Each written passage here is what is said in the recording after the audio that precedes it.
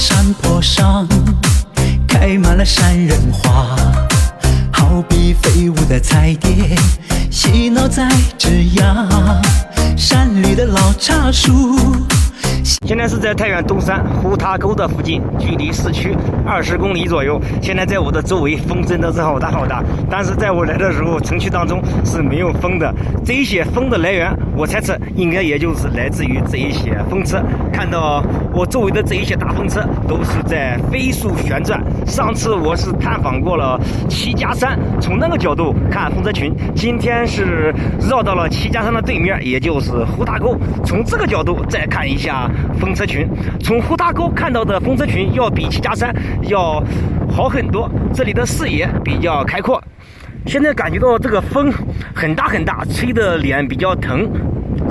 从城区过来的时候是丝毫感觉不到风的，一路走来景象也是比较美。柏油路再走到前方已经变成这样的道路，也就是开车只需要开到柏油路的尽头处即可。这一段土路没必要去行走，向前方到底下这一条沟就叫胡塔沟，也是挖煤矿而形成的一条沟。柏油路再走到这里的时候也就到达尽头，也就没必要再开车走这一段碎石路。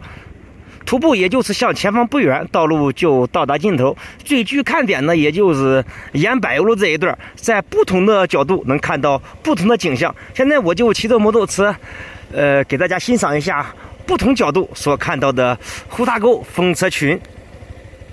好，这就是站在柏油路边的这个角度看到的景象。现在可以确定，这一些风确实是由这一些风车所产生出来，阵阵的狂风。站在风车的下方是狂风大作，好像是飞机飞过的声音，嗡嗡叫。好了，这就是东山胡塔沟的一个景象，比较适合周末遛娃，说逛一逛。距离城区20公里，开车只需要40分钟。